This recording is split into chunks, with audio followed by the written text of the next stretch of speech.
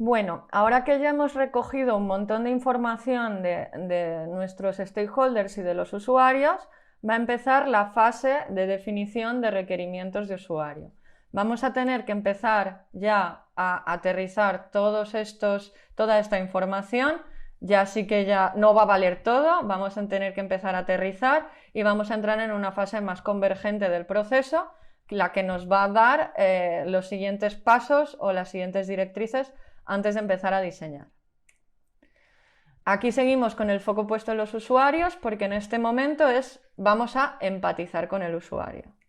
La primera metodología serían los mapas de empatía. Al final es ordenar toda esta información que hemos extraído en estos distintos cuadrantes para empatizar con el usuario o los distintos perfiles de usuario que tengamos. En este cuadrante vamos a poner qué es lo que siente el usuario, qué es lo que piensa, qué es lo que hace, qué es lo que dice, qué es lo que piensa, qué es lo que hace y qué es lo que siente. Cuando se hablaba de que en las entrevistas tenemos que sacar patrones, me refería a esto. Es posible que Jamie tenga patrones similares a otros entrevistados. Por lo tanto, lo que hacemos es coger la información de varios entrevistados que es similar y crear un mapa de empatía para estos entrevistados, único. Esto nos dará los distintos perfiles. Si, por ejemplo, por el presupuesto del proyecto y el tiempo o por el tipo de usuarios que es muy difícil de entrevistar, no podemos hacer estas entrevistas, una manera de hacer estos mapas de empatía es pedirle a nuestros stakeholders que lo hagan. Siempre va a ser información sesgada, pero es verdad que ellos van a tener información de sus usuarios más que nosotros y puede ser un punto de partida. Otra forma, otra metodología muy común y súper utilizada tanto en diseño de experiencia de usuario como en marketing son las user personas.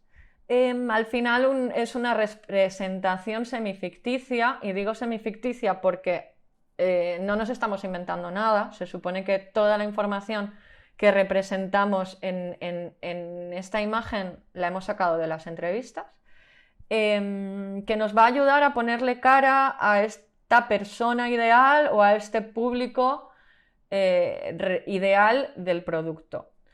Esta persona va a ser para la que vamos a diseñar o para la que nos vamos a cuestionar siempre que tomemos una decisión de diseño, de negocio o de desarrollo o de marketing o de lo que sea. Vamos a pensar si a Nina le gustaría esta decisión.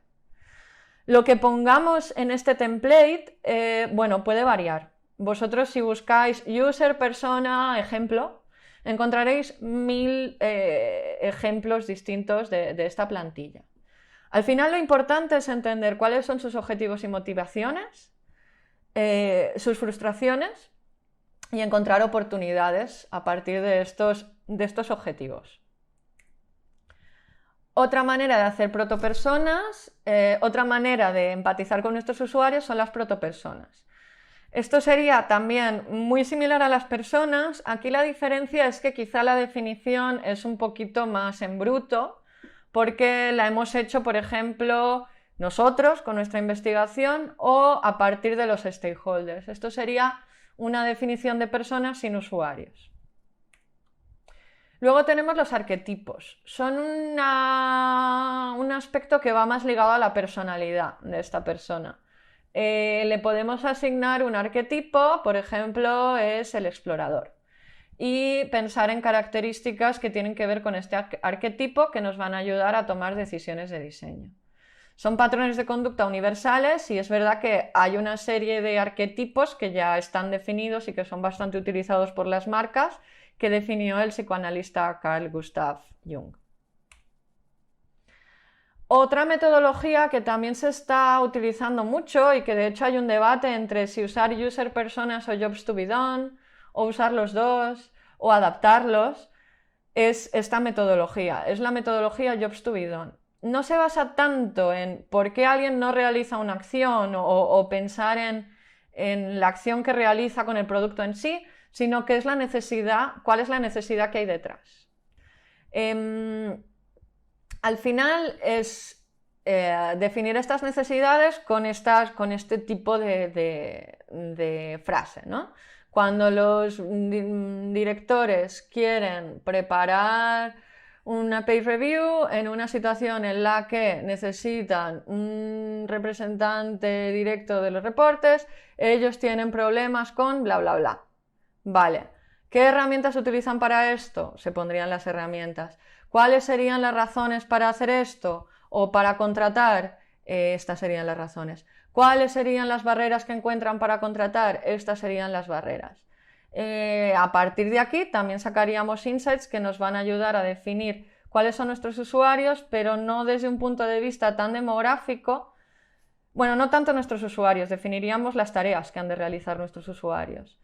Y no sería desde un punto de vista tan demográfico y tan descriptivo del usuario, sino desde un punto de vista de las necesidades que tienen estos grandes grupos de usuarios. El User Journey Map. Esta sí que para mí también es vital, creo que es algo que se tiene que hacer. Se puede hacer con un montón de capas o menos, más sencillo o menos. Se puede hacer con los propios usuarios, con los stakeholders, o lo podemos hacer nosotros con toda la información inferida del research. Pero al final se trata del viaje del usuario con el producto.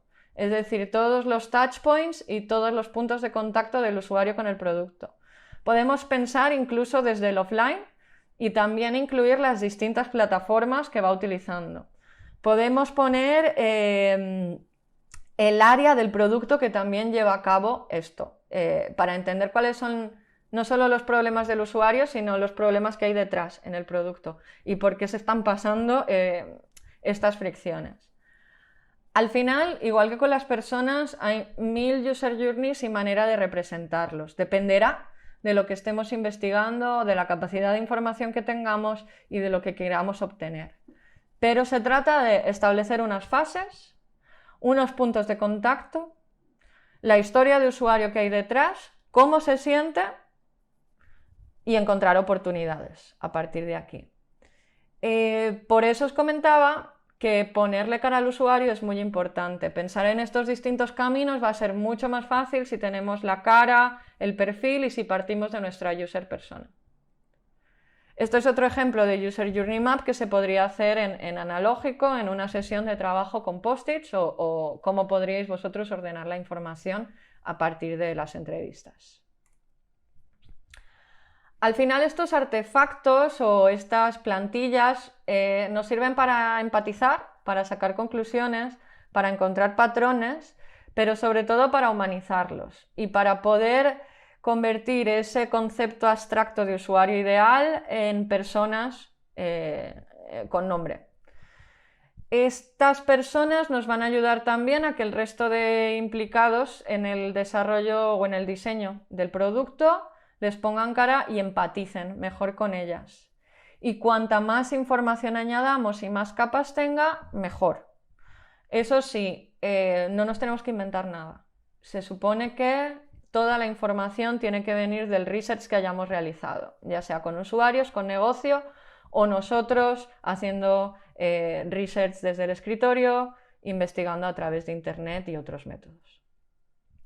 Y hasta aquí las distintas maneras de empatizar con los usuarios y la forma de definir estos artefactos. En la siguiente lección empezaremos a ver cómo dar forma a todo esto y cómo empezar a diseñar nuestra arquitectura de la información.